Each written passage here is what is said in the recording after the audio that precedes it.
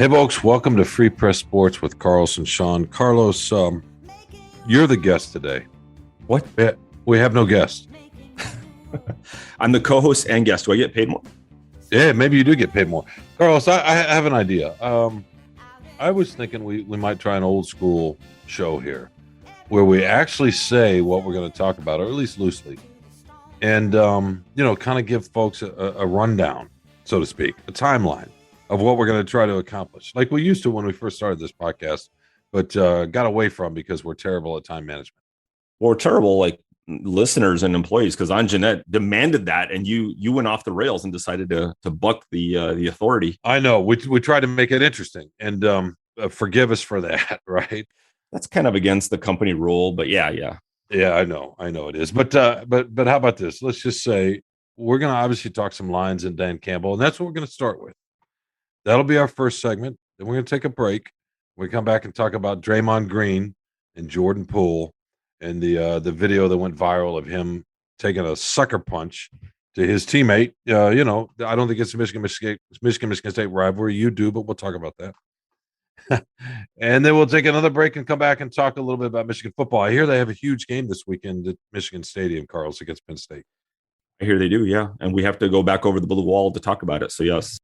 We do, and actually Michigan State is a sneaky important game too. If they want any chance at all at getting to a bowl game, they've got to beat Wisconsin. And 2-10 or 3-9 is going to look a lot different than if they can get to 6-6. And we can talk about what that actually might mean or not mean. In any case, how's that sound? And I've got a fantastic favorite thing, by the way. I've been waiting to talk about this one for a few days. Good tease, yeah. Man. Let's see if the listener out there will stay with us until we get there. I can already hear you saying, "Let's keep this short," because we've gone over, talking about the college basketball or college football game that I'm going to cover. So let's keep your favorite thing short. No. We'll give you time, Shawn. It has to breathe. Your name's at the top of the marquee. It's your show, so you take all the time you need, right? But all right, man. Let's get into the lines here for a second. Obviously, how much table do we need to set here? They lost 29-0 at New England.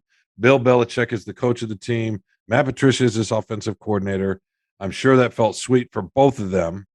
But we're not really interested in that right now, right? Although you did write a really good column about Patricia and how the players actually do love him because they wouldn't say otherwise, right? You know what I mean? They're not gonna say what they really think. In any case, what the heck happened on Sunday? You were out there.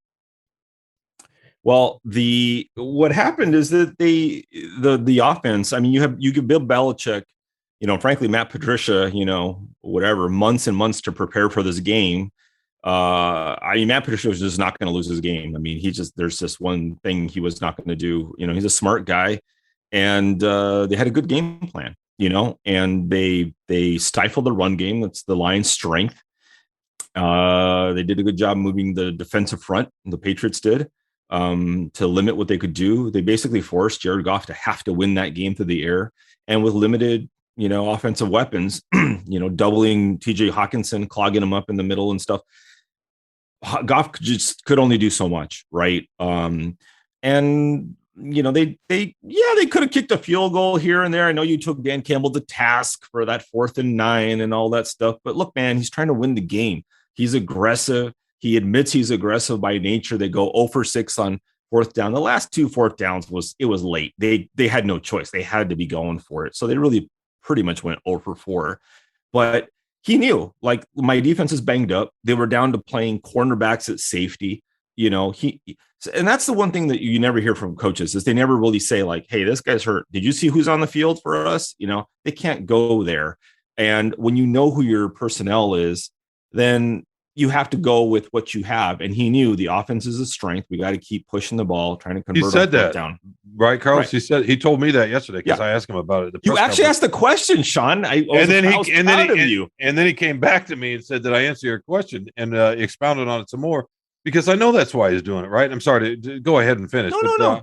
I just wanted to point out that he said that, right? Yeah, he admits it. And he freely admits it. He's trying. And listen, the one thing, no matter what you're going to say about Dan Campbell, you wrote a column about, I'm tired about this. I'm tired of the, how many times can you take, admit it's a cliche to say it's on me, blah, blah, blah, true. and you're an old man on your lawn screaming, I get it. But the thing I like about Dan Campbell that you will always be able to say about Dan Campbell when his tenure is over is he went down swinging. He is aggressive. He goes for it. He gambles. I like that. I like that he is not just conservative, and he could have put lipstick on the you're pig a fan. kicked. So you're a fan, basically. I'm not a fan. You're not an objective, smart columnist. I am not a fan. Which I thought you were until this moment. You're a fan. Go for it. Go for it. As a professional football observer, I like that he's trying to win the game when he knows that he's outmanned on talent and healthy bodies. By the way, I like that he goes for it. That he's aggressive right now with the team that he has, with the roster that he has.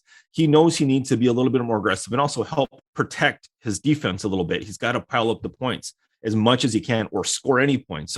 So field goals. And by the way, what are they down to? Their third string kicker. I don't even remember the guy's name who was Badgley. Michael Badgley, he made like $50,000. He didn't even play in the game, Shawn. That's how little they trusted him. And we asked him after the game, hey, were some of these fourth down decisions based on your, confidence in your kicker? He's like, well, I had a yardage line I knew we needed to get to. It was probably like the 15-yard line. Look what happened the week before, right? They couldn't convert kicks with their backup kicker. So he wasn't going to get done in by a third string field goal guy. He's like, I'm going to live and die with my offense. The one of the top offenses in the NFL. I don't blame him for that. No, that's not the point, man. And I didn't want him to kick want him to kick a field goal at all. It's 4th and 9 on a day. You're well into the second quarter. You've struggled a little bit there. They moved the ball some, but it's 4th and 9, and the percentages of converting that with the circumstances of that moment in the game were what, 2%, 3%? They were nothing. And he knew that. I'm going to say kick to punt. Absolutely, because it's 6-0. If he's down 3 touchdowns, fine. He's not reading the room right now, which is really odd because he's so good at reading the room. No, in a lot of other ways. You're not reading Dan Campbell. You're not reading Dan Campbell. Dan Campbell is the guy who keeps saying, I'm putting it on my offense. I'm putting it on my defense. I'm putting it on special teams. He likes to do that. But yes, he has in the past, but he thought they actually played better. He came out and started out his Monday press conference by saying the defense was a little bit better, and they were a little bit better. Right. As you, I think, wrote. Yeah, they were a little better. And that's not reading the room. And this is the thing that he's got to learn, and I think he will learn. And so many fans are frustrated, like, well, why do you have to learn on the job? Well, we all learn on the job. I'm tired of people making this argument that we can't learn on the job. I'm not saying he can't learn. We all learn on the job. Christ, people, I saw an argument the other day. Oh, Bill Belichick went 5-11 in the Super Bowl in his first 2 years. Oh, yeah? Where was he a few years before that? Getting fired in Cleveland and taking a lot of things. Same with Pete Carroll. I'm not saying Dan Campbell is either one of those guys, and I understand he can learn. He will learn from this too, because in that moment, it's one thing to be aggressive, Carlos, but he's not playing the percentages when he needs to play the percentages. I wish Dave Burkett were here. He wrote a really good piece about this the other day. He's made a couple of choices that have really, really hurt his team's chances to win. Now, look, if he punts the ball there, maybe New England scores. They probably don't. They probably punt it back, and maybe New Lions don't score anyway. The whole game, they didn't. So maybe it doesn't matter. But you got to do what's best for your team in that moment, not some gut feeling, right? I like that. Trust me, I if it were me, I would have punted. I would have made a rookie quarterback. Hopefully you pin him and you have to make him go the whole field. You got to make him go 80, 90 yards, whatever it is. Yeah, that's probably a smarter play. But at some point, I think the thing that Dan Campbell does in a lot of the games, and this is where Dave Burkett checks the 4th down bot, and Dave Burkett doesn't like certain timeouts. He's obsessed with timeouts, by the way. You look at it like, well, this isn't smart, whatever. But that's a nerd way of looking at things. That's not a fuel way of saying I need to have my offense believe in itself and do something and have an affirmative play where they make up for this. If they had punted, by the way, on that play on 4th and 9, basically what you're saying is the play before that was, I think it was 3rd and 6, and Craig Reynolds, there was a missed assignment. There was a mental error. There was a missed block. And so Craig Reynolds gets stuffed. He gets pushed back 3 yards. But you're saying is, well, we're going to let that mistake define us. And now we got to punt. It's like, nope, we're going to get back on the horse and we're going to make something happen. He wants that. And I think that's kind of probably who he was as a player, is he's that aggressive, let's take charge of the moment. Let's own the moment. And it didn't work out. But that was also not the end of the game. It was early enough in the game. Right, which is exactly the point. It was early enough in the game. You don't need to take that chance because now look, you couldn't have predicted a fumble and a return of the touchdown there, but that was the game. That was the game. And it didn't have to. Game. Of course it was. Once it was 13-0, that was it. They weren't moving the ball. It was it. 13-0. They weren't moving the ball. Is it. They weren't moving the ball the way they had. And you knew that was going to go on. By the way, that was a great move by Belichick. Not just doubling Hockenson, but not even consistently rushing with the edges and worried more about getting him bodied up so he messes the timing up of the routes. I mean, he does stuff like that all the time. I'm not saying he's the only coach that does, but in any case, I wanted to ask you about this because obviously we're going to disagree on that. It's one thing to be aggressive at 4th and 2, 4th and 1, even 4th and 4 in Minnesota when everybody wanted him to go for it. He was weirdly aggressive, believing in the kicker. These are the decisions he's got to get right. He can still stay aggressive, Carlos, in my opinion, but still be smart. And I'm not saying you're talking about math and analytics. Well, the math says to go on 4th down. I mean, I remember this is funny. I was talking about this with the great Mike O'Hara the other day at Allen Park. Maybe it was just Monday or whatever it was. I remember a high school coach, this is 10 years ago, who didn't punt, period. Right. It didn't matter if it was 4th and 12 from their own 10-yard line. Yep. He still didn't punt. Now, that is radical, right? And because there's the math overall says, okay, don't punt. Right. And so I'm saying he was going a little bit too much by that and maybe not enough by feel in the moment. And that's what he's trying to figure out. When should he go by feel? When should he go by, the situation and what the numbers say? And that's what he's trying to figure out to me. Yeah, I mean, maybe there's something to that, and I would be curious. I mean, that's one thing I don't know if we've really asked Campbell this too often is how much do you look at the analytics of 4th down? How much do you really weigh that versus your feel for the game, for your team, for the health of the team in that moment, who's available to you, all that stuff. I mean, that also plays a factor. The 4th down bot does not know how Amon-Ra St. Brown is feeling in that moment. No, that's totally true. Analytics have stripped too much of that, right? By the way, I more or less asked him that Monday, and part of his answer was, I'm just nature. I'm aggressive by nature, right? That was part of his answer. Right. Because I asked him how much of this is analytics versus the talent in your room and the limitations of them versus just your own overall coaching philosophy. And that's when he kind of said, I'm aggressive by nature. That was the first thing he said. All right, before we move to the next subject, let's wrap this Lions top up. Let's stay with Campbell, but you wrote a good column, a very thoughtful, well-reasoned column. Although, you're getting into too much gambling sites, but whatever. And I'm not going to go down the road of this is what I predicted, even though didn't you predicted them to beat Minnesota? I think I did. Yeah, you did. Yeah, that was the weekly pick. Yeah, but you conveniently left that out of your column and you said, I predicted the first 5 games of the season. Preseason, I said my preseason predictions. Yes, this is how it goes. But then you get into the season. I actually did the same thing too. I predicted them more to lose than to win as the season's gone on. When I predicted them more to win to start. So I'm with you. But seriously though, do you think he's on the hot seat? I mean, it's a ridiculous question to ask, but it is and it isn't. He is on the hot seat. And we were talking about this a little bit, off camera the other day. Recently was just that. He just can't keep losing. I mean, you can't go 0-4 the rest of the season. That's the problem. Even if you're losing by a few points. Unfortunately, it really just doesn't look good for him the next 6 games. And maybe they get a little healthier. Maybe Swift comes back after the bye. Maybe Amon-Ra, he feels better. Maybe they get I don't know, Romeo Quara back soon. I don't know.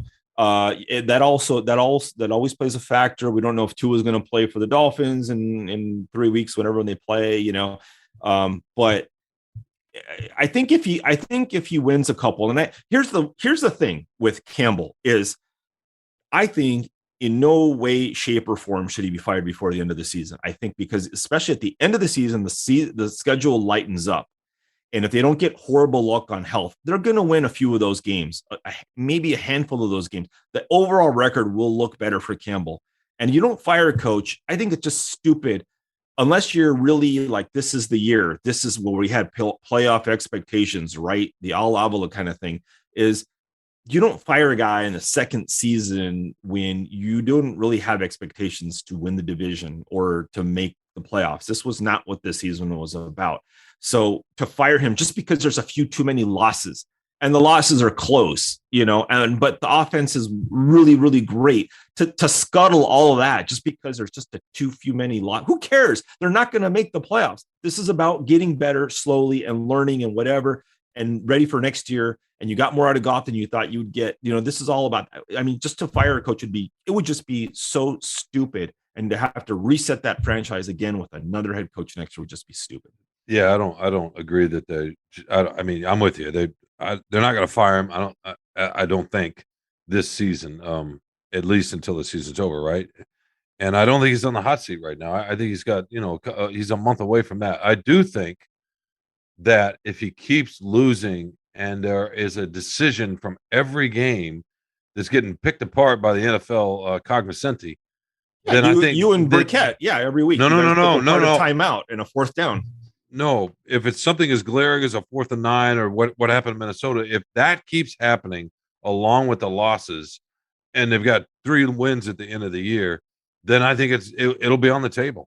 I don't think there's any way around that, right? Because at some point it starts to become about image a little bit too, and this idea of competency. I'm not saying he's not incompetent at all. I'm just saying, how those things build and they take a life on their own, and the Lions have had some coaches here in the past where people actually questioned their ability to manage a football game, right? And I don't think they want to go down that road. If they're 3-14 and he's got most of these games with at least one decision that is just completely baffling, then I think he's in trouble. I think that that's a long way off, though. This isn't a case where it's Marty Mornhinweg taking the wind. This is not. He's not doing stuff like that. He's taking a risk in the first half of a game. That 4th and 9, man. Don't underestimate that 4th and 9 call. No, seriously, that's ridiculous. You're gonna fire a guy over that? No, of course you're not. Of course you're not. I'm saying your quarterback fumbles and they run it back. And no, of course you're not. Come on. You're not going to fire him over that particular game and that particular call. But if they keep happening, there's going to be some issues for sure. I think you fire a coach when he refuses to make changes. Like if we were all going after Aaron Glenn, which we were a little bit a couple weeks ago, and he's like, "We're fine. Aaron Glenn is a damn good coach." Blah blah blah, and he doesn't make changes, and he's intractable, and no, I'm not going to do that. And the defense keeps getting worse, but he's standing by his guy. That's a thing where you like, hey, he's not taking control. He's not being responsible. He's not managing, the team correctly, his personnel, his coaches. That's where you have to call into question. No, but what's also not going to help in the next few weeks, it's not just the losses, is that offense isn't going to hum like it was. Dallas is really good defensively. They are. And probably is the best defensive player in the league. Miami's okay defensively, but Green Bay's really good defensively, right? So 2 of the next 3 games, they're probably not going to score much. They'll be lucky to get to 20 points in 2 of them. No, we'll see. I mean, that's a good question to see how the offense responds. But at least for now, if nothing else, like, okay, did anybody expect the offense to be this good? There was the hope for Jared Goff was so low. He's outperformed what everybody thought he could do, and the offense has been, scoring at such a great rate. I mean, you to not be happy with this offense. But they scored 0 points in the last one. That's the problem, right? Yeah, it was against the best defense struggle. Yeah, against the best defense they've faced, and so people are going to start. And if this keeps going on, people are going to start questioning that offense. In any case, they could. You're right. That's who knows? If the offense sputters for sure, then that builds the case against Dan Campbell for sure. Yeah, I didn't see a shutout coming at all. I picked New England to win, in part because I just did not think that they were going to be able to keep that offensive movement up without a healthy set of skill guys, right? I just didn't think it was possible against Belichick, but I did not see the shutout coming. I figured they'd score 13, 16 points. Right. Somewhere in there, That was surprising. Not getting into the end zone was surprising. But in any case, all right. We're going to have a lot more time to talk about the Lions. Let's take a quick break, Carlos, and come back and dig into to Draymond Green and the Golden State Warriors. Hello, I'm Phil Friend, the host and producer of Spartan Speak, a podcast collaboration between the Detroit Free Press and Lansing State Journal focusing on Michigan State sports. Each week, I'm joined by the OGs of the MSU podcasting game. Freak beat writer Chris Laurie, and LSJ sports columnist Graham Couch as we discuss and dissect the latest sports news coming out of East Lansing. Not only is Spartan Speak one of, if not the longest-running MSU sports podcast out there, you won't find a show with two people as clued into the Spartans as Chris and Graham, each of whom have spent a decade plus covering MSU and bring years of institutional knowledge and insight to the podcast. And once in a while, they'll let me throw out a take as well. Along with discussing the latest news, we'll break down the Spartans' last game on the hardwood and the gridiron. What went right? What went wrong? Jet sweep. Again? For both Mel Tucker and Tom Izzo, get you ready for the next game, make predictions, and so much more. We can also guarantee at least one reference to Kalamazoo every podcast. So if you haven't already, download, subscribe, and listen to Spartan Speak on Apple Podcasts, Spotify, Google Podcasts, or on your podcast app of choice. Welcome back to Free Press Sports, Carlos. You got something to say here, and I know that you. Can I say this? Can I tell our listeners that you're going to write about this? Yes. Okay, good. Because I'm eventually going to write about it too, but I'm going to let you go ahead and drill down and fire off, whatever missile you want to, and then I'll go ahead and take it out and put it in the context of larger society. But you write what you're going to write so you can feel that relief, get that off your chest. So once you give the listeners a hint of what you're thinking. Well, we're talking about Draymond Green, right? Sucker punching Jordan Poole in practice last week. And, it was really just at first when we didn't know what happened, and it was just the initial report was that he took a swing at him. There was a punch thrown. And then when we finally saw the video that TMZ obtained, and he sucker punched him, and it was awful. And, I just was so disgusted. And I've never, full disclosure, I never really liked the way Draymond Green has played. And I understand his role. I understand he needs to be a disruptor. He gets under people's skins. He's, he's aggressive, all that stuff, that's part of who he is and his personality on court. But to do this to a teammate, a younger teammate that, by the way, you're supposed to be one of the team leaders on top of everything else. And whether it's part of a weird money thing about who's getting paid and who's not getting paid and whatever, I don't know what their history is. If, it doesn't seem like they've had any altercations before, but you strip all that away.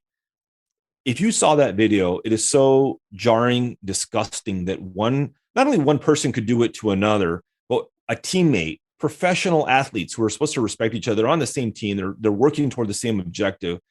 And to come up there and just like sucker punch, cold cock this guy, look, he knocked him out, and he even said this. Draymond Green even said this when he apologized on Saturday in press conference, and, that he understands how Jordan Poole is embarrassed and his family is embarrassed. And if that happened to him, he knows how his mom would react and whatever, I thought about that, and it's like, yeah, what if Jordan Poole is your kid or your friend or your brother, your son, and you saw Draymond doing this? What would you'd be just like Draymond. And the way he said it though, also on top of everything else, the apology, it was like he was saying it, but there doesn't seem to be any like contrition behind it. He was just like saying it as like like he was almost reading something. It was so matter of fact of, I apologize to him, and we're going to have this ring ceremony soon, and it's going to be an elephant in the room. And it was weird. Like, I don't know if he really, really feels remorse. Didn't come off that way. So the whole incident just really bothered me, and I hope that, I don't know what the punishment's going to be. I mean, it probably, whatever it is, can't be enough, in my opinion, from the Warriors. I don't know if the NBA will do anything about it, but it was just such a one of the most disgusting acts I've seen in sports in a long time. Yeah, it was it has no business in sports. And that's really one of the things I want to get in here. There are a couple of things that are interesting. I do want to push back on from my perspective anyway, on the apology, the press conference that Draymond had. I want to say Sunday, or it was over the weekend, and he spoke for 40 minutes, and he was completely himself. And to me, he was authentic, as he always is, and everybody that covers him out there, you heard the same thing, thought the same thing. I covered him and wrote about him and got to know him fairly well when he played at Michigan State. And that just sounded like who he always is. What was interesting to me is that and I'm trying to remember if I've ever heard an athlete talk like this, but he said, "I'm a flawed man," and he means that. Good. And I think he means, and we all are in some ways, but we all have our flaws, is what I'm saying. He meant every word he said. That's really not the issue. I think he's always going to be honest and authentic that way. The question is, can he control himself? That's the thing. That's great that he got up there and took responsibility and said what he said. But is he going to be able to not do something again, whether it's a punch or something else, because he's got a long history of doing stuff, right? And that's the exasperation with that franchise. And if you're Jordan Poole, yeah, how do you play with him? Yeah. I mean, I don't know. I mean, Draymond is a very smart, calculating guy who has had this career, probably a Hall of Fame career in basketball, because of the way he thinks. He is not get up. I mean, he does talk a lot of trash, and he does enjoy when he can get into your head, into the opponent's head. But what he really does, the disrupting he does, is not with his mouth as much as he anticipates a play or two ahead or a pass or two ahead. And there's really never been anybody quite like him.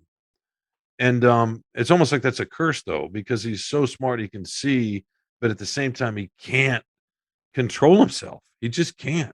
And I don't know if this will finally do it or not. But if I'm the Warriors, I mean, do you trust him? Steve Kerr said when he talked after Draymond did the other day, Steve Kerr, the Warriors coach, when he was asked if there was a trust issue, he said no comment in a very terse way, which is not like him at all. That is a comment. That's exactly right. So he's it's going to be really interesting to watch what happens. But my question for you is, and this was a couple of things that really stood out to me, and the first one is, there was a lot of talk about this is part of sports, particularly the NBA, and you heard some NFL people, right? It just doesn't ever get out. This is Steve Kerr himself. You've probably seen 20 fights. He was famously punched by Michael Jordan, right? I think they even talked about that in the 10-part documentary that glorified Jordan during the pandemic. Remember that? You wrote about in every episode. I think you had The Last Dance. Yeah, I wrote about it, how they whitewashed the Pistons, but those bad boys teams. But I've heard of, not everybody's saying that. I don't want to make it a blanket thing, because there are plenty of athletes are saying, that doesn't go on as much, but there are people that does. So is there a place for this though? Right? Because I feel like there's part of us that wants to romanticize that kind of, maybe not romanticize it, but just we accept it as, hey, it's not like your office job. This is different. I don't think it's different. And I think we need to change it, but I'm curious what you think.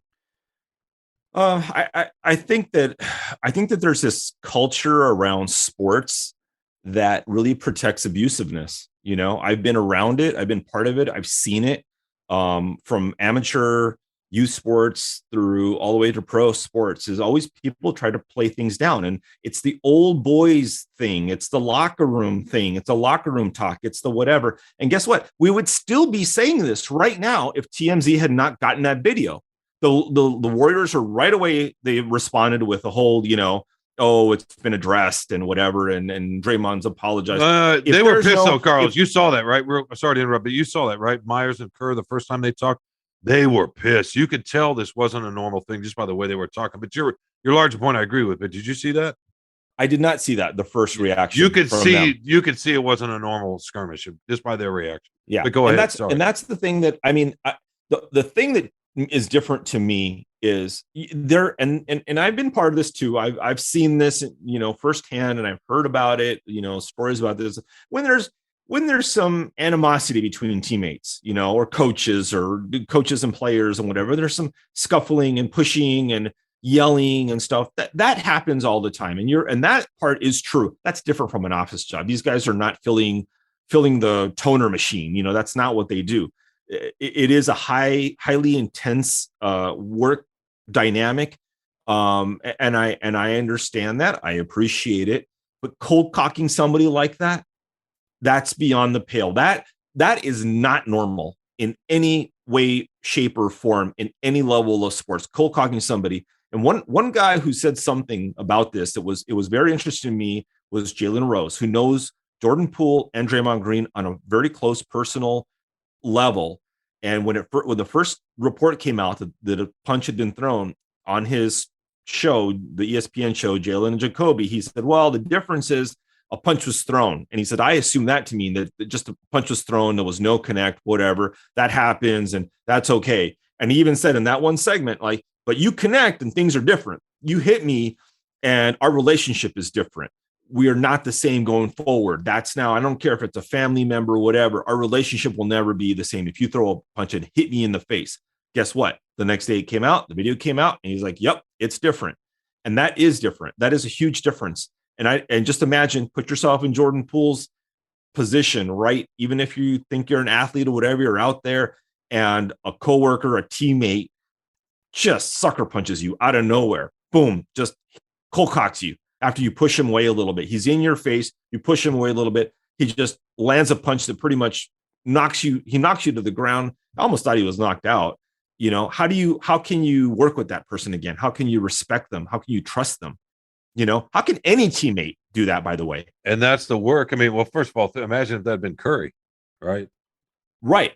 And that's to me, that to me is the thing, is like basically Jordan Poole saying, there's certain people you respect on this team. There's certain people you don't. I'm one of the people you don't, you know, and which is so confusing, right? Because he'd taken Poole. I mean, there's so many stories, and I've seen so many interviews with both of them over the last few years, and their lockers are right next to each other. He'd taken Poole under his wing because Jordan Poole works like he does, right? They have that in common. They share that. They both have tremendous mental toughness, even though they have very, very different games, and they share that. And that's that makes it almost worse. That's almost like your dad hit or your big brother hit you, right? Yeah. Because that's how I mean, Curry sets the culture of that team and the example and the way he goes about everything, and that joyfulness they all talk about out there. That all comes from Curry, but the leadership and the fight and the reason they're a champion, or the other reason they're a title, is because of Green. And you wonder if he just threw that all away. But back to your point about about sports and does it have a place in sports? I'm with you.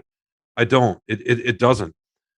And what's interesting, another part of this, Carlos, is that you think about, there's so many people our age or maybe a little bit older, maybe a little bit younger, that wince at that, but at the same time long for the days when we fought more that way and said, shouldn't we do that instead of gun or knife play? Right. It's the idea of the punch in our culture is, it's really, you know. Well, I don't know if Draymond had a gun or a knife. I don't know if he would have gone to the fist. I mean, right. But it's just yeah, it's really interesting. We just don't, I don't want to, I'm tired of people saying, well, that's just part of sports, because you know what I mean? And once the video came out, you heard a lot less of that. That's for sure.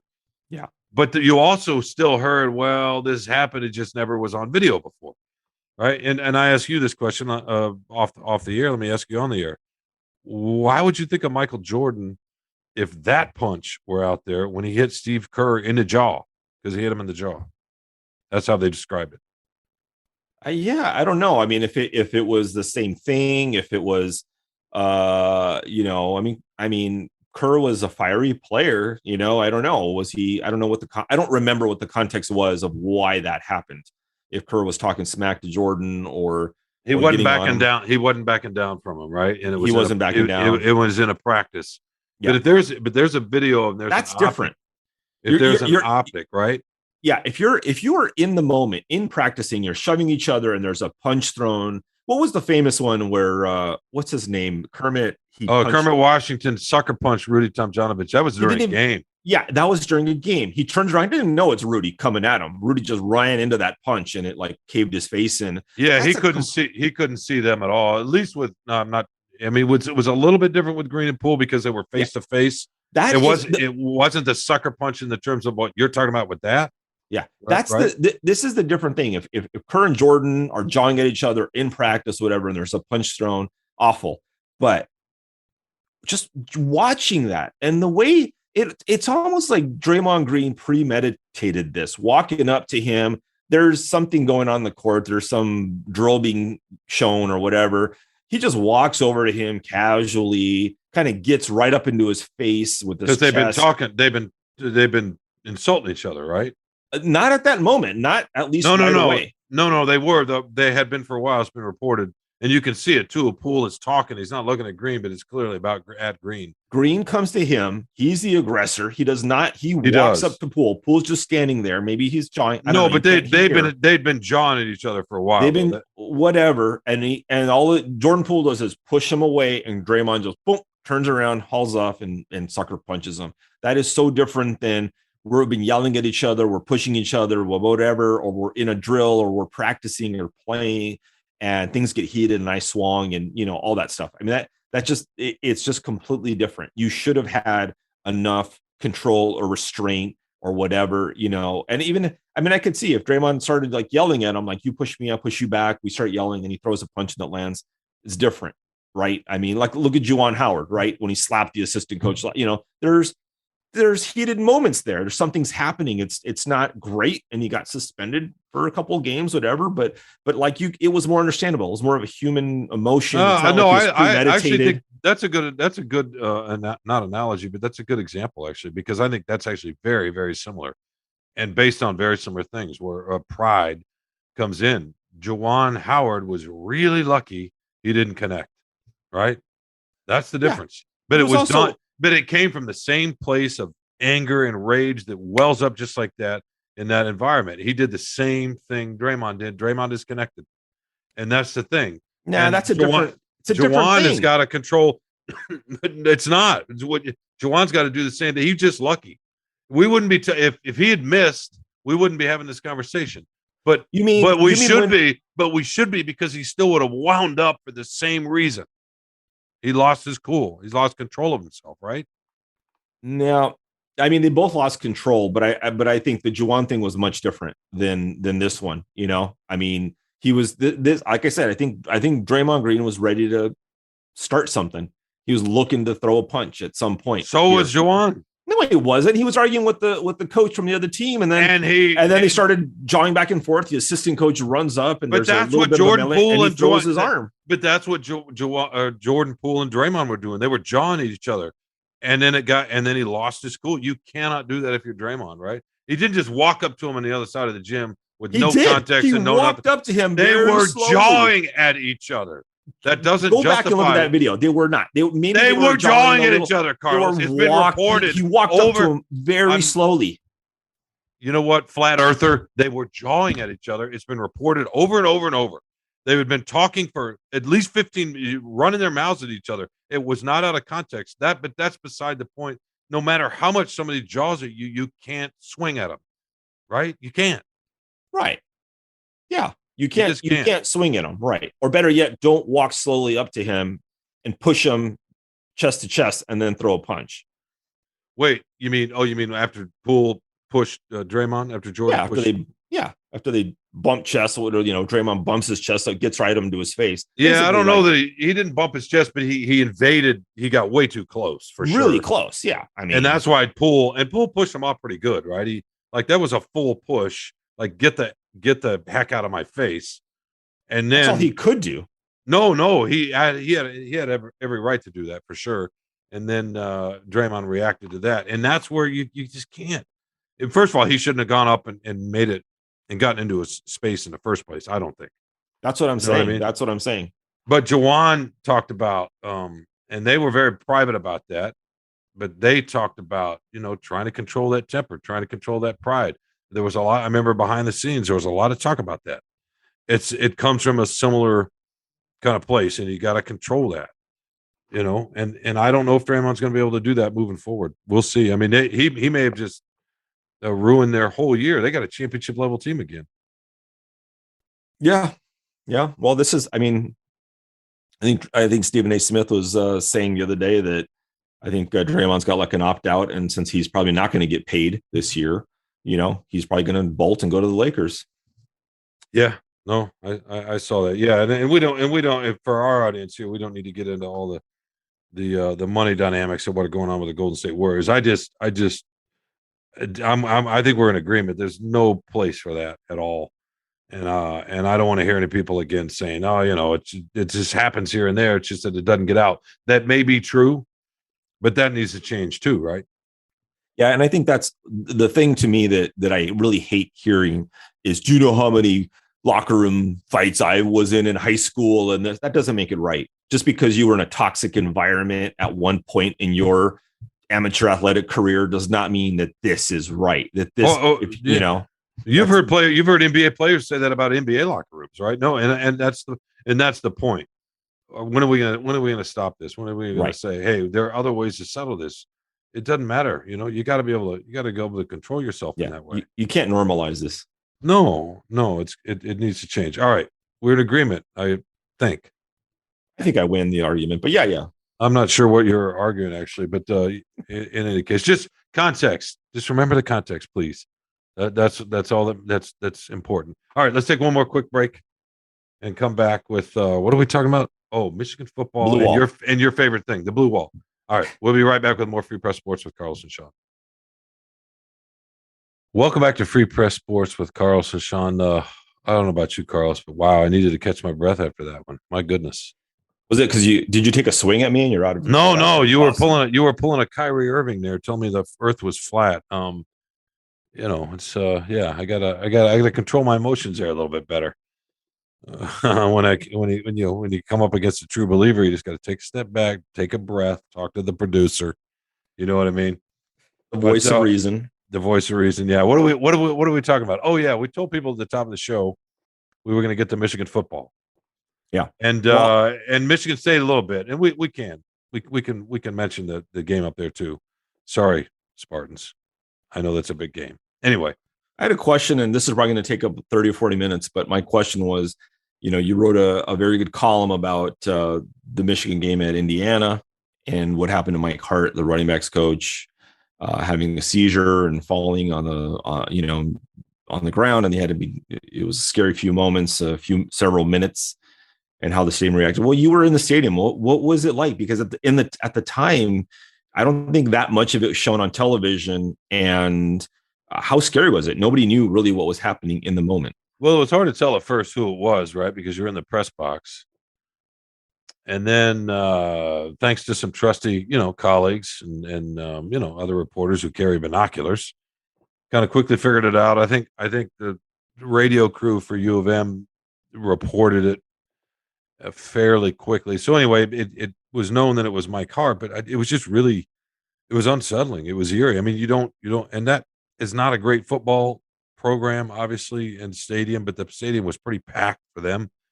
And so to have it be so quiet, even in the press box, it's so quiet. And you know how journalists are, they're always trying to figure out what's going on. You're trying to figure it out. And you could hear a little bit of murmur and a little whispering, but it was just so quiet because you knew when we found out it was Mike Hart, that's medical, right? That's not an injury. That's medical when somebody's down like that. And there were folks with towels trying to kind of, right, give them some privacy, but you can't really do that in front of 50,000 people plus all the team. And the fact that Mike Hart also had coached at Indiana for 4 years as a running back coach and was beloved there too. So those coaches and even some of the players, they're trying to get over there and figure out what's going on. But that was it lasted almost 10 minutes, Carlos. It was I've never seen anything quite like that. Unfortunately, once they got him up and wheeled him and got him on the cart and drove him away, and he ended up staying the night in Bloomington at a hospital. But you could see he was alert a little bit. In fact, he gave the fans the thumbs up. But so that was a relief to some degree, obviously. But yeah, no, it was really unsettling. And obviously in that game, Harbaugh said, let's win one for Coach Hart at halftime, and it worked, obviously. So win one for the Gipper, right? So what happened? Your Heisman favorite JJ McCarthy, first ballot College Football Hall of Famer quarterback, rallied the troops, right? And they won going away. It was a 31-10. Well, I don't know if it was him. They ran the ball a lot better. Blake Corum talked about how tough it was to focus, right? And he's got great vision. You can see that. You watch them play the way he cuts back and hits the holes. And there was a while he was running and he didn't look at it. He wasn't doing that. And you can imagine, right? I mean, and you think about this, and I'm trying to remember if I wrote this in the column or not, but your position coach it's true in the NFL too, but especially in college, is often the person that recruited you the most. Mm-hmm. And then it's clearly the person you spend the most time with through the week at the football building. you might spend more time with your position coach than anybody else, maybe under your roommate. Yeah. And you've grown very, very, very close to that position coach. So, he that's where his mind was. And he talked about trying to refocus Mike Hart got them a message through Harbaugh at halftime from the hospital saying he was okay. But so that helped too. But yeah, no, they just started running the ball better. The line played a little bit better. He started kind of getting refocused. Yeah, McCarthy played well. I don't know that we want to rehash the Indiana game though. No. Necessarily, right? We want to talk about, to me, their first, I think, because the Big Ten's not that good. Their first actual test of the season. Here we are. It's mid-October. Mm-hmm. What do you think? Yeah, this is the first test, right? What are they? Penn State's 10th, I think, ranked 10th, and playing fairly well. Definitely, an advantage for Michigan playing at home, but this could go either way. I mean, it's not a slam dunk that the Michigan's going to win this game. So this is the first kind of measuring stick that we're going to see with how they respond. Don't know if Mike Hart will be back on the sideline. Probably not, right? But my guess is there's going to be some appearance of Mike Hart, maybe, right, to spur on the troops and to give them the extra little juice, whatever. That would be pretty cool. But yeah, this is going to tell us something about this team. Yeah, it should. And I want to say it's a real test, but Penn State did throttle Auburn. I don't think Auburn's all that good this year, but they struggle a little bit with Purdue. Trying to think, they had another close game. I don't know, man. The Big Ten could just be a mess, and Ohio State's great, but who knows? Maybe Ohio State is great relative to the Big Ten, and they get out there with the big boys and lose again. Who knows? I don't know. I don't know what we've got, to be honest with you. I just know that. Would you be shocked though? Would you be shocked if Michigan loses this game? No, I wouldn't be. I wouldn't be shocked at all. But it's just they're home. I mean, I know Penn State will want revenge from a year ago, and that was a close game. So I would imagine to be pretty close. Penn State's got his name escapes me. They got a really talented freshman running back, who's they always have good running backs there, right, at Penn State, and they always have good speed, and they got some. Well, let's just say this: it'll be by far the most speed and athleticism they've faced so far this year, because Iowa was good defensively because they I don't know, shrank the game somehow, but they can't score, man. So that's not a test. So anyway, first good test. It'll tell us a little bit more. I'll be curious to see how McCarthy plays, because he should be facing a little bit more pressure. He hasn't really been under a lot of pressure. I'm not talking about the mental pressure. I'm talking about just the physical pressure, collapse in the pocket pressure. So we'll see. There's another football game though, Carlos, and I know you probably don't think it's a big game at all. It's a huge game because you're going to go cover it. No. I'm just hey, doing my part to go cover it. It is Michigan State versus Wisconsin. In years past, that would be as big a game as Michigan-Penn State, right? Absolutely, yeah. Especially at Camp Randall, right? Oh, with all the jump around and all that. Yeah. No. What's interesting is Wisconsin's down. They fired their coach Paul Christ not that long ago. So maybe State's going to get them at a bad time. That's never great to play a team after they fire their coach. Here's a little bit of bounce or rebound after that. Yeah, no, for sure. But I'm just curious, because you've watched what's going on with the Spartans this year. It's a winnable game, I think, for them. I don't think they're going to be out talented in the trenches like they have the last few weeks on both sides. But how big and important is this to you from your perspective, from Mel Tucker? Because if they don't beat Wisconsin, they're not going to have a shot at a bowl game.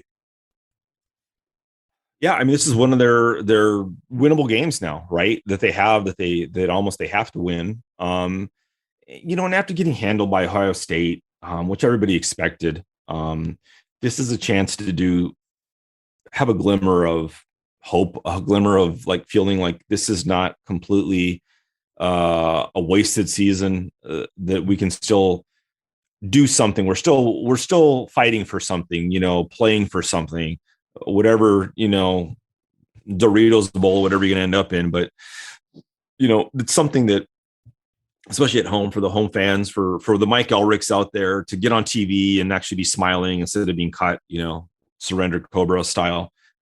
So yeah, it's big, right? I mean, I don't know how many more winnable games you're going to look at and say this is one of our best chances at home. No, there's a huge difference between 6-6, and if they get that means they could do a bowl game, and maybe they win a bowl game if it's against an equally mediocre team. And they're 7-6. You look at that very differently than if they finish 3-9, which they could. Yeah, they've only got 2 wins, right? They got some winnable games. They also every game is a losable game with the way they play. So psychologically, right? And can they hold on to recruits? And what's the vibe with Mel Tucker? I mean, this is kind of a sneaky important game. Anyway, I was just curious if you agreed there. The other thing too is you got to feel after this game. I think they go to Michigan, right? 2 weeks after that. So you don't want to get your butt handed to you, and then got to wait 2 weeks before you go over to the wood chipper, in Ann Arbor. So it would be very important for them to feel good about themselves. If there's any slim sliver of a chance to beat Michigan at Michigan Stadium, that it has to kind of start here, right? Absolutely. Yeah. I don't want to. Yeah. Who knows with that game, right? I mean, I know you would think Michigan would run away with it, but I don't know. I don't like predicting that game. It's not fair because there's some there's some other alchemy stuff that we don't understand that happens in that game. You know what I mean? Listen, I know you need to sell newspapers. I understand your position on this, but I'm going to be real with the people, and it's not even going to be close. Come on, man. Sparty fans. Our good friend Mike Elrick. He's dreading this game. No Spartan fan wants a part of this. I wrote that 2 years ago that Harbaugh had sort of taken the fun out of the rivalry because he'd won 1 or 2 in a row, and nobody wanted to go watch the game. It was at Spartan Stadium. And people were just oh my God, we're going to lose by 50. And then they go win, and nobody saw that coming. That was kind of crazy. So I sort of learned my lesson with that. All right. Well, we'll see. We'll join the Carlos Menar's betting app, and you can put down your bet on this. All right. That sounds good. All right. Let's get to your favorite thing. You need a little bit more time for this one, right? Go, man, go. Yeah. My favorite thing this last week was I was in Boston, right, covering the Patriots game, the Lions Patriots. So Saturday, I have a little bit of time on my hands after I send my story. I'm going to Boston in the afternoon. There's by the way, Boston, first time ever in Boston. It's a great city. It's really walkable, tons of history. I'm a history buff. I like learning about it, whatever. I wanted to do everything, Shawn. I wanted to go to Cambridge. I wanted to go to Fenway. I wanted to go to all these different places, these historic things, the Freedom Trail, all these things. I didn't have that much time. So I decided I'm going to go to the North End. It's where a lot of the Italian restaurants are. And so I decided I'm going to go to Paul Revere's house, historic house, right? The midnight ride and all that stuff. And it was a cool little tour. And then I walk around the corner to this Italian restaurant, sit down. It's dinner time. I asked the bartender, I'm having dinner at the bar. I asked the bartender, can you put the game on? They had some New Hampshire hockey game. So can you put that on the, Michigan State, Ohio State game? Oh yeah. So there's two couples, older couples, sit down next to me. And they ask, oh, are you a Michigan State fan? I'm like, well, not really. I'm from Michigan. I live in Michigan. Oh, well, what do you do there? And I don't know how you are, but I don't really like to advertise what I do because I don't know. It kind of draws attention sometimes. I'm not trying to this is, whatever. And I'm not trying to be a jerk about it, but whatever. I just wanted to watch the game. But I admit, all right, I'm a sports writer, blah, blah, blah. I tell them the whole thing, right? And they're like, you're a sports writer. Well, who you work for? Well, I work for the Detroit Free Press. Oh, really? Okay. And what's your name and this and that. So we start talking. So one of the wives decides to Google me, and I don't know what happens in the Google search, but she's convinced that I'm Mitch Albom. So they think I'm Mitch Albom. And I guess in the little tiny picture on your phone of what Mitch Albom looks like on the Detroit Free Press, maybe I look a little bit like him. And they're like, well, you're famous, aren't you? And this and that. And I'm like, what are you talking about? And they're like, didn't you write this book on how's Tuesdays? And I'm like, what are you talking? I'm like, so I figure it out, right? They think I'm Mitch. I'm like, no, I'm not Mitch. And so we had a lot of fun with it. I told them, I cleared it up, whatever. And so we're having, I mean, this goes on. We actually had a really nice time. So we're there sitting there for, more than an hour talking, and they decide, I say, oh, I got to get going, whatever. And ask for the tab, and the bar, one of the gentlemen says, no, this is on us. I'm like, no, you can't do this. Like, don't worry about it. I can, I'm on expense. I can pay for it. And like, no, this is on us. They bought me a couple of drinks and whatever. And so I got a free dinner out of someone thinking I was Mitch Albom for a short, brief time, Shawn. So that's awesome. Fantastic. That's awesome. Dave Burkett would be proud of you for getting that free dinner. No, Dave Burkett would be, he would be very disappointed that I didn't figure out a way to get a free dinner, but also charge the company and make some money off of it for myself, for my kids' college fund, of course. No, that sounds like a great idea. And the next time you're there in the North End, go check out the Neptune Oyster Bar. It's a fabulous little seafood place. They get the lobster. They make a lobster roll there, not with mayonnaise, but with butter. So it's extra healthy. It's really rich. But it's a fabulous little place, and you're right. That's a great neighborhood. Don't you ever just go to a Chili's or an Olive absolutely. Garden? When I go at spring training, I stay at a hotel in Lakeland, and there's a Chili's right across the parking lot, and that's usually my first meal every time I get to Lakeland because I like their nachos, and they spread those processed beans and that processed cheese and that romaine that doesn't even have any green in it. It's all white. It's been sitting there so long, and pickled jalapenos, and it's glorious. It's absolutely who gets glorious. Beans on nachos? What are you talking about? What do you mean? Who gets? That's a classic Tex-Mex thing, beans? Man. Oh my god! But you're neither Tex nor Mex, so I would understand why that would confuse you. Beans? That's an abomination. I don't like Tex-Mex food. I'll be honest. I don't like it. Yeah. Well, you grew up around it, so what do you? I grew up Mex, not Tex. No. Well, I know you in California, in Southern California, there's Tex-Mex too. No. I've eaten it. What are you talking about? No, it's you've gone to the wrong place. You've gone to Olive Garden. No, yeah. Didn't you just ask me if I don't ever? Yeah, no. Anyway, that's a total guilty pleasure. The nachos at Chili. Okay, I gotta try it one day. Yeah, it's like the oil that they call butter they put on at movie theaters, for popcorn. It's a total freshly popped popcorn that's been in the back for 2 weeks. Okay, my favorite thing, is very quick, very very quick. I got an email about a column I wrote that let's just say it's about the Lions and Dan Campbell, and the headline is on the email from a reader who shall go nameless, says, "How about a cold bowl of Campbell's poop?" And I'm not going to read any other of the email. Watch out. Anjanette's listening really hard right now. Be careful. I'm not going to read any more of the email. I'm grateful that we have readers. I'm grateful that we have people that care that much. You know what I mean? To send me an email, to reach out, take time out of their day to write an email and say, how about a cold bowl of Campbell's poop? That somebody that's clever though. That actually is kind of clever. It's fabulous. And the fact that they care that much, you hear from readers. Sometimes it's easy to think you're just writing into a void, or as you and I are speaking into a void for, who knows? I guess there's a listener or two out there, but it's nice to get those kind of emails. You and I both get plenty of people that are really frustrated with us. And sometimes we get nice ones. And it's all good. It's just amazing that people take the time to write. And when it's that fun and silly, because sports can be fun and silly, even though this podcast today probably wasn't so much, but you know what I mean? Yeah. No, I totally appreciate you. Both you and I are in the same boat. We really appreciate all the reader comments, and we can't respond to all of them, but all the ones that are, that are tasteful, at least, I don't mind criticism, whatever. Keep it tasteful, keep it classy. And most of it is frustration over the teams that we cover. So come up with your too. They're happy too sometimes. No, they are. So come up with your own, just if you ever want to write Carlos, you don't really need to write me so much. Carlos is more important here. But come up with your own version of how about a cold bowl of Campbell's poop, and you're good. You're golden. You'll probably get a response. Sound good, Carlos? That's a great plan. I love it. Yeah, not that.